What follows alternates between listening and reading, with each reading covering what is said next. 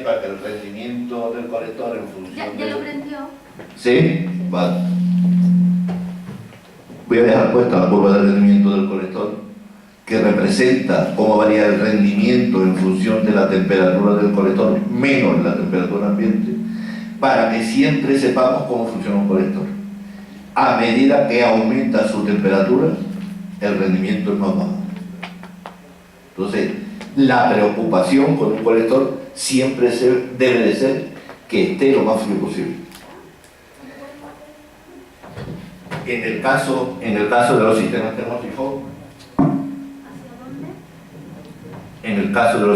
termosifón, digamos, tenemos dos funciones cuyo funcionamiento es contrario, y es que nos interesa, por el efecto termosifón, disminuir mucho la densidad aumentando la temperatura, pero por otro lado, como aumentemos mucho la temperatura, disminuimos el rendimiento. Solución de compromiso, y no queda más remedio que los sistemas termosifón funcionen muy bien, pero son de alto riesgo. Naturalmente, el que sea de alto riesgo no hay ningún problema, es que quien lo diseñe sepa diseñar el circuito termosifón, no tiene otro condicionante. Bueno, pues, ¿cuál es la diferencia entre un sistema forzado y un termosifón? Pues lo primero son las pérdidas de carga, que son muy distintas, que depende de la diferencia de temperatura, que los circuitos tienen que tener mucha menos pérdida de carga que los sistemas forzados. Siempre hay que favorecer la circulación. Quiero decir, al final, estos son cosas que tienen que ver o con la generación de más fuerza impulsora o con eliminar pérdidas de carga en el circuito, que es al final lo que me produce la mejor circulación.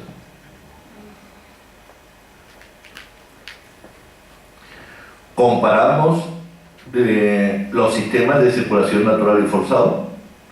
Desde el punto de vista de la aplicación, aquí hay una serie de características y, digamos, lo que caracteriza en los circuitos termosifón y los circuitos forzados. No vamos a pararlo con mucho detalle, pero sí vamos a hacer algún comentario de alguno. Lo de la bomba no lo vamos a comentar. Algunas cosas ya le hemos comentado. Por ejemplo, tipos de colector que se pueden utilizar en circulación natural y circulación forzada. Todo lo que se puede utilizar en circulación natural tiene que tener muy poca pérdida de carga. Pues entonces, aquí lo normal es utilizar el circuito de parrilla.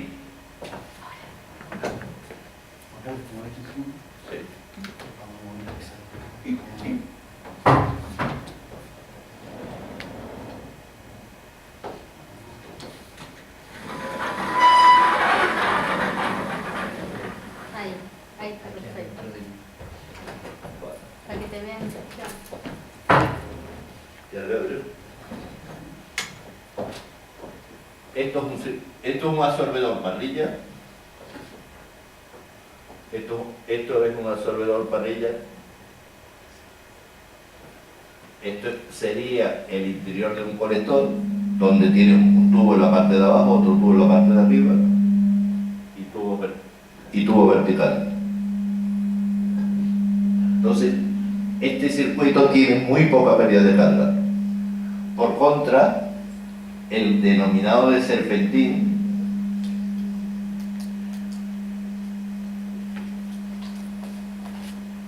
es un absorbedor que tiene mucha pérdida de carga. Entonces, los sistemas termosifón siempre van a ser de este modelo, y en cambio los sistemas forzados se pueden utilizar indistintamente de uno o de otro.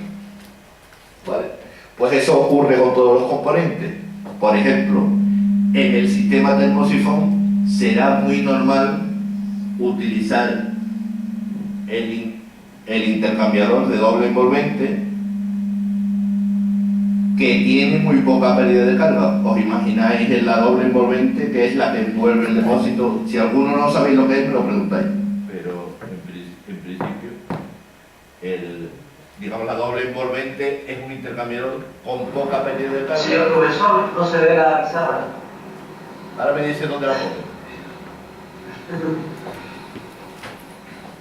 ¿Dónde la tengo que poner? Es que ¿Sabes lo que pasa? Es que Pero La no sube cámara tiene que subirlo un poco. ya lo están haciendo. Se ve la mitad de la pizarra. Bueno, para lo que hay que ver. La cámara hay que subirla. Dice que no puede mover la cámara. Está subiendo, pero esto no es inmediato. O bajar la pizarrona. Como acá. Una cámara no hay fácil. Una cámara No. ¿Está subiendo la cámara? manejo. Pueden hacerlo ahí. ¿Se puede subir la cámara? No se puede mover Pero la si baja cámara. el pizarrón, eso lo saca La adelante del... Lo del espejo, No, porque tampoco. ¿Se ve algo de la pizarra? La parte de arriba, abajo, nada. Solo la mitad de abajo. Lo otro es ponerlo ahí al frente. Bueno, yo pinto la parte de abajo, no tengo ningún problema. Sí, pinta abajo. Sí. O que dibuje abajo. Tiene todas las ventajas, efectivamente. Bueno, pues Tiene que dibujar sentado. solo habéis perdido una curva de rendimiento del colector, que es una tontería. Y digo, porque lo que está pintado, eso no lo vais a volver a ver. Y ahora, lo que pinte a partir de ahora lo voy a pintar de la mitad para abajo. Bueno, estábamos comentando, seguimos comparando los sistemas de circulación natural y de circulación forzada. Habíamos dicho que los componentes que intervienen en los sistemas de circulación natural tienen todos los condicionantes de la pérdida de carga. Y naturalmente todos los condicionantes quiere decir que su diseño, etcétera, etcétera, está relacionado con que tienen que producir muy poca pérdida de carga en el sistema. Criterio de selección, poca pérdida de carga. En el sistema de circulación forzada es igual. Trazado de tubería muy delicado. Quiere decir muy delicado es no se pueden crear restricciones que crean pérdida de carga. La circulación natural naturalmente solo se aplica en sistemas pequeños, fundamentalmente porque los sistemas grandes tendrían mucho más pérdida de carga que harían totalmente inviable el funcionamiento del sistema termosifón. Hay sistemas termosifón, vamos a ver, hay sistemas termosifón grandes y que funcionan perfectamente. Pero desde el punto de vista del diseñador, cuando un diseñador va a hacer una instalación grande de energía solar térmica, es mucho más eficaz utilizar los sistemas de circulación forzada porque no necesitas incrementar mucho la temperatura ni complicar mucho la instalación desde el punto de vista de la generación de calor lo más barato posible.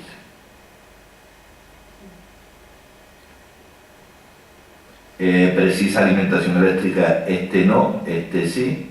La integración más difícil de los sistemas de circulación natural, fundamentalmente porque exige una posición relativa entre colector y acumulador. Una posición relativa es que ponerlo de determinada forma, lo digo para que vayáis quitando el halo de que el depósito esté por arriba. Voy a hacer una prueba a pintar en la parte de abajo. Y hay que marcarlo alto porque igual ¿Eso se ve? hay que pintarlo. No, no cambies, porfa. Bueno, ya he dibujado la parte de abajo. Espero que lo estéis viendo. Lo único que os quiero transmitir es que desde el punto de vista del funcionamiento de los sistemas termosifón, la posición relativa del colector y el acumulador es muy importante. Pero no os tenéis que imaginar siempre que el acumulador tenga que estar por encima. Entonces, lo que quiero es que entendáis cómo funciona el sistema termosifón para comprender que un depósito sin necesidad de estar por arriba se puede calentar. Y por eso lo he pintado aquí. Rellénalo para ver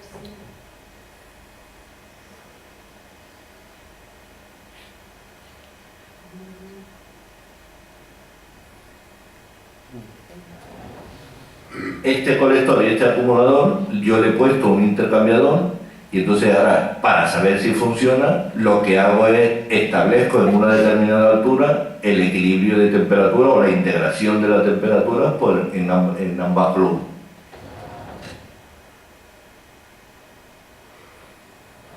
En ese que digamos que sería el termosifón normal, pues todo el mundo está convencido de que funciona porque lo ha visto en muchas películas, en muchos catálogos, etc. Pero en el otro,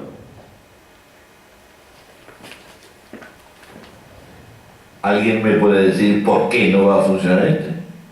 Si estos son dos columnas, una que seguro que está caliente y esta, si el acumulador está frío, pues estará más fría. Entonces aquí habrá una circulación pues completamente natural. ¿Qué ocurrirá con este sistema? Pues que por la noche, cuando el acumulador está caliente y el depósito está frío, pues lo mismo que calentaba de bien, enfría de bien. Quiero decir que la circulación inversa por la noche en este sistema es evidente.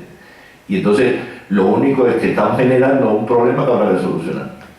Pero no hay que descartar a que el depósito de un sistema termosifón tenga que estar siempre por encima. ¿Vale? Luego explicaremos las causas de las que normalmente siempre está por encima.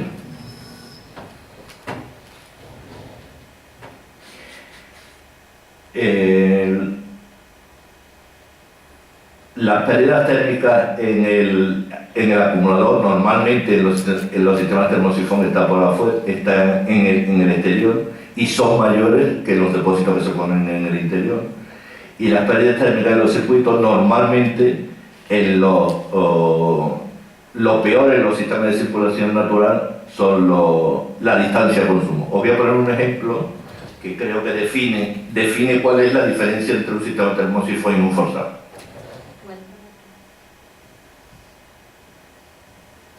Vivienda número 1.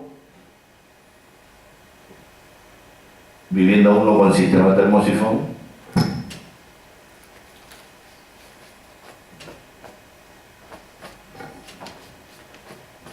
Vivienda número 2 con circulación forzada. El sentido que tiene una vivienda poner una circulación forzada es que el acumulador, sobre todo, esté muy cerca del consumo. No tiene otro sentido. Entonces, si analizamos la vivienda con circulación forzada,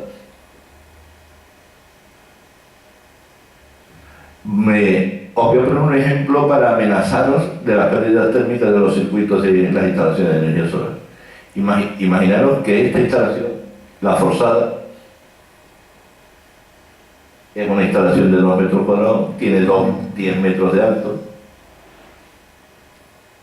Como son 2 circuitos, realmente serán 20 metros de circuito.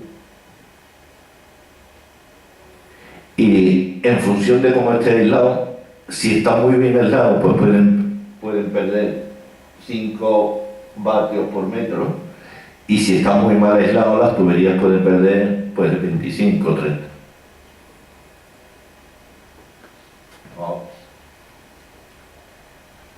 Estos serían las pérdidas térmicas de la tubería de una instalación de energía solar muy bien aislada, 5, muy mal aislada, o deteriorado, o con huecos, o con puentes térmicos, 25.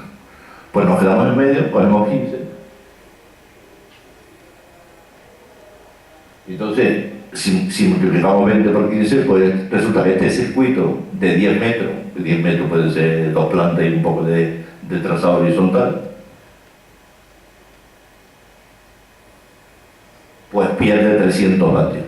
Naturalmente, si pierde 300 vatios, ¿en base a qué? A lo que produce el colector solar. Un colector solar de 2 metros cuadrados, con una radiación de 1000 vatios metro cuadrado,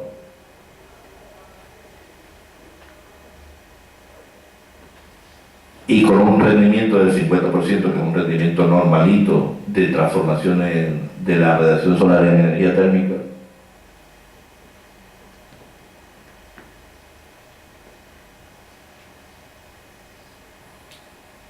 esto te dice que esto es 1000 vatios y es lo que produce un colector de 2 metros cuadrados transformado la radiación solar en calor, porque digamos es un rendimiento normal. Quiero decir, si se entra ahí para las temperaturas de funcionamiento, pues un punto razonable de rendimiento es el 50%.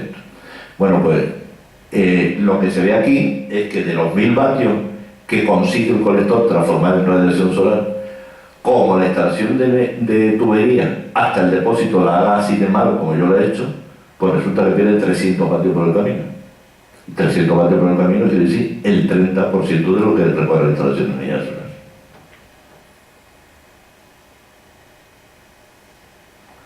Yo creo que es una pérdida térmica bien despachada.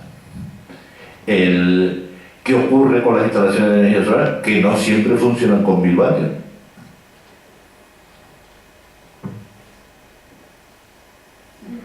Lo normal es que a lo largo del día tenga un cuarto de hora a 1000 vatios y el resto funcione con menor radiación. Lo que intentamos con las instalaciones de energía solar es que funcionen pues 5 o 6 horas al día como mínimo. Naturalmente, si pretendemos que funcione, realmente las instalaciones de energía solar tienen que funcionar con radiaciones de hasta 300 y 400 vatios. Es cuando normalmente empiezan a funcionar las instalaciones por la mañana y acaban por la tarde. Pongamos un valor intermedio que sea los 500. Cuando la radiación es 500, sabéis lo que produce el panel si funciona con el mismo rendimiento. Aproximadamente debe funcionar. Debe producir 500 vatios. Como esta instalación siga perdiendo 300 vatios, vale un negocio que tenemos montado. Quiere decir, las pérdidas térmicas habrán pasado del 30% al 60%. La práctica será que el sistema no calienta tanto y pierde un poco menos. Pero en cualquier caso, lo importante es que como hagamos las cosas mal, todo se nos va en pérdidas térmicas. Entonces, la primera conclusión de todo esto sería: si puedo evitar el 10 metros, mejor. Naturalmente no se me ocurre aislar las tuberías con 15 vatios, sino intentaré hacerlo con 5. Y naturalmente los números ya cambian. Y las pérdidas térmicas pueden estar en el rango del 5%, que sería lo normal. ¿Vale? Bueno, pues en cualquier caso, lo que quiero es que empecéis a dudar cada vez que veáis una tubería si esa es la que está hundiendo el negocio de la energía solar térmica, porque realmente es uno de los graves problemas. Comparemos esta solución con la solución termosifón. Quiero decir, yo he hecho este ejemplo pensando que luego el acumulador es ideal, no tiene ninguna pérdida, y entonces todo lo que me llega al acumulador pasa directamente al consumo. Naturalmente, si además de una tubería mala pongo un acumulador malo perdiendo las 24 horas del día, pues el tío que se ducha después de este sistema se sigue duchando con agua fría igual que antes de tener el equipo de energía solar. Entonces, el concepto es que todo lo que gano ahí arriba, para que le llegue al usuario y sea un efecto útil, tiene que ir siempre con tubería y producto aislado que no produzca ninguna pérdida térmica. ¿Cuál es la diferencia con el sistema termosifón?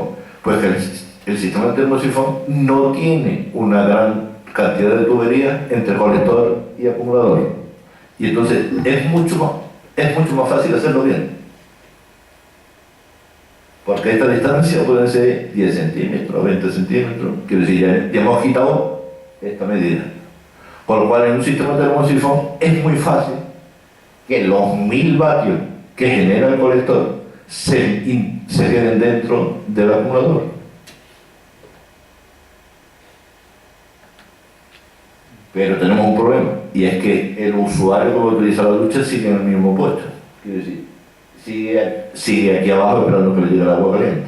Entonces, nos queda dos opciones: decirle al usuario, sube al tejado, que allí tenemos agua caliente y te duchas, o vamos a bajarle el agua caliente con el mejor rendimiento para que no le afecte, de la misma forma que hemos visto antes con la circulación forzada.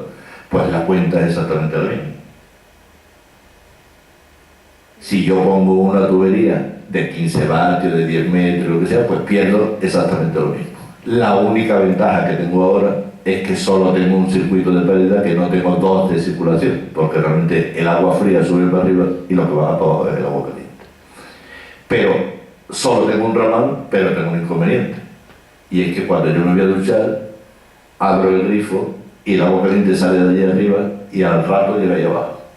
Al rato quiere decir que toda esa agua la tiro sin utilizarla.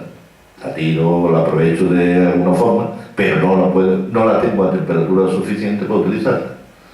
Y ocurre otra cosa, que cuando acabo de ducharme, cierro el grifo y dejo esos 10 metros llenos de agua caliente que naturalmente se acaba de enfriar. Entonces, en cualquiera de las dos situaciones, el resultado es el mismo si esto está mal hecho. Y aquí en este caso, el resultado mal hecho son, por un lado, las pérdidas térmicas, pero por otro lado es el diámetro de la tubería. Hay algunas veces que cuando no se sabe calcular una tubería se pone una tubería más gorda. Dice, esto funcionará bien si la tubería es más gorda. Pues no, en este caso, si la tubería es más gorda, funciona peor. ¿Por qué? Porque hay que evacuar mucho más calor de la instalación y es una evacuación totalmente inútil. Entonces, ¿qué diámetro de tubería tiene que tener? La precisa, ni más ni menos. ¿Vale? ¿Alguna queja? Para la comparación estaría claro eso, pero y si uno aumenta, por ejemplo, en vez de 4 metros cuadrados de colector a 8 o al doble? Sí. Bueno, eso sería seguir intentando generar con energía renovable el derroche de energía. Quiero decir, hay un concepto fundamental en energía solar térmica, es que por delante siempre es mucho más barato, rentable y económico la eficiencia energética. Y entonces, cuando yo tenga dinero para poner 4 metros cuadrados, pondré 1 metro cuadrado y el resto de la instalación la haré muy eficiente, con mucha menos plata de lo que vale los 3 metros cuadrados. Entonces, concepto esencial, y tiene mucho que ver con las aplicaciones de energía solar para la calefacción. Las aplicaciones de energía solar para la calefacción, actualmente, cuando tú ves cómo se consume con energía convencional, sea gas, leña, sea cualquiera, es puro derroche energético de la vivienda. Entonces, si yo calculo una instalación de energía solar en las condiciones actuales, me sale una instalación monstruosa, porque naturalmente tengo un sumidero de energía que tengo que resolver.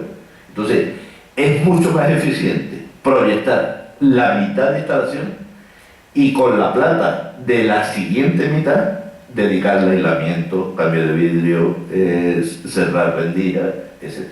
Entonces, porque es mucho más eficiente desde el punto de vista energético y naturalmente económico.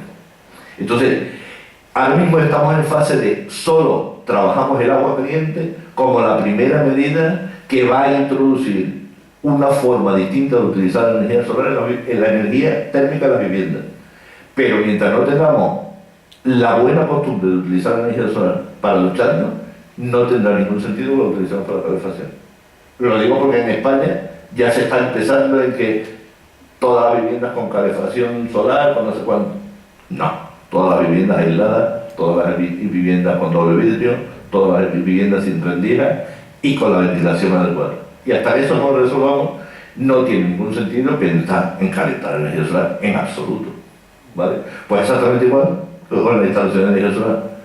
Cada vez que me dicen, oye, ¿por qué no aumentamos un poquito? No, déjate de aumentar, se lo que hay que hacer es reducir. Reducir por donde se vaya. Porque al final lo analiza y siempre hay un sitio por donde se va. ¿Vale? Ya vamos a terminar. Sobre temperatura máxima de trabajo, yo creo que son saltos de temperatura más altos en los sistemas termosifón que los de circulación forzada, sistemas de protección. En el caso de los sistemas de termosifón, el más habitual es la utilización de la mezcla anticongelante. Hay otros sistemas que luego veremos, y en cambio la circulación forzada admiten muchos más sistemas.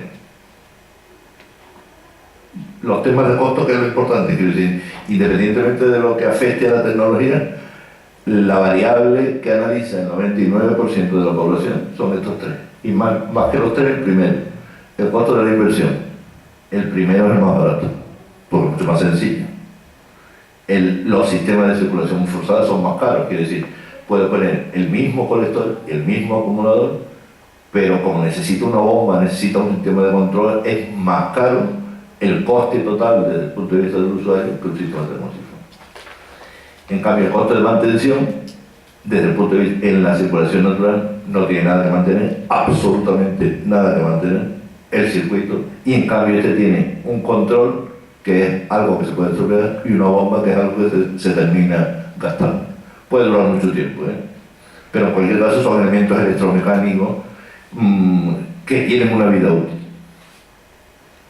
Y por último, el coste de explotación, pues el sistema de termosifón no tiene costes adicionales y la de circulación forzada tiene el consumo de energía eléctrica correspondiente. ¿Cómo haces con la mantención cuando las aguas son calcáreas y hay que empezar a limpiar cañería? Pues dedicar a limpiar cañería cuando, quiero decir, lo que hacen los depósitos de cal en las instalaciones es ir disminuyendo el rendimiento de la transferencia de calor. Entonces, la mejor forma de medir el nivel de deterioro del depósito de cal es por la temperatura del sistema. Y la temperatura del sistema es una medida indirecta del deterioro que no queda más remedio que solucionarlo con la limpieza del circuito. Entonces, hay dos formas de limpiar el circuito. Uno es dejar que se ensucie y limpiarlo, y otro es evitar que se ensucie con los sistemas indirectos. Lo vamos a ver ahora, porque justo es lo que viene ahora. Forma de transferir el calor entre un colector y un acumulador.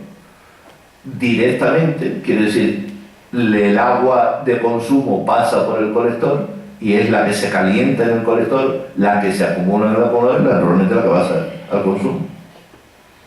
Y el sistema indirecto, donde el agua que llega al depósito se queda en el depósito, allí es calentada por un intercambiador y allí pasa al consumo.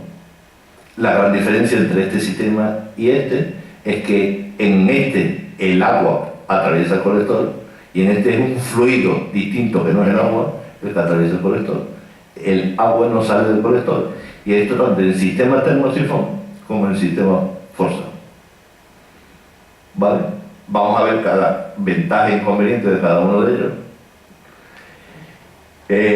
¿Cómo hacer naturalmente la parte primera?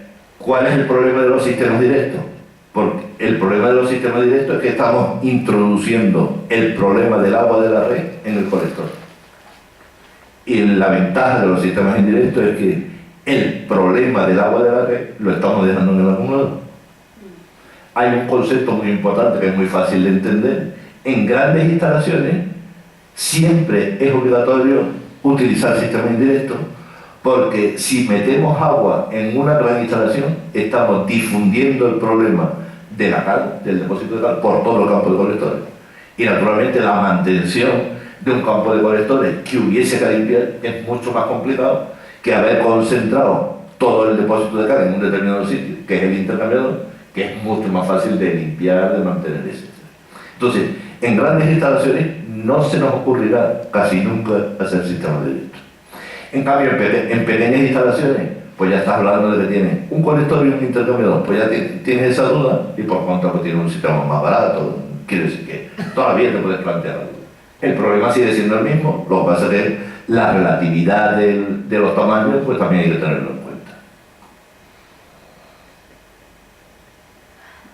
¿Cómo hacemos los sistemas directos para que no nos afecte?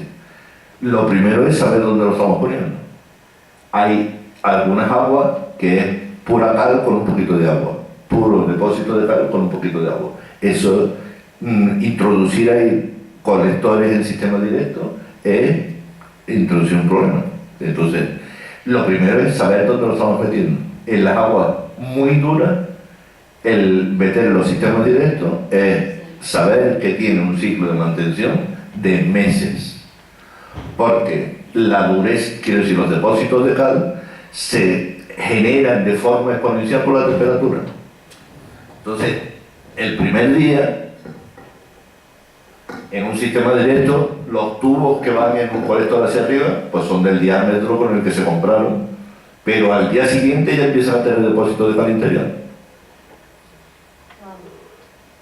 Y esto se va generando depósitos de cal y naturalmente a medida que se cierran, lo que va es aumentando la temperatura por la que circula, con lo cual cada vez se deposita más cal. Y este es un proceso uniformemente acelerado, por el cual se puede llegar a obstruir si antes no se ha detectado que ha alcanzado un nivel de temperatura determinado para tener que limpiar. ¿Vale? Bueno, pues precaución número 1. Si es un agua pura, cristalina, que no tiene ningún depósito de cal, pues ahí se puede utilizar cualquier cosa. Pero si es agua dura, no tiene ningún sentido complicarse la vida. Lo mejor es un sistema indirecto donde, en función de cómo se haga el intercambiador, no afecta para nada o afecta mucho menos la dureza del agua, porque afectar siempre va a afectar. La siguiente, como tienen mucha importancia las temperaturas de funcionamiento, vamos a reducir todo lo que se pueda.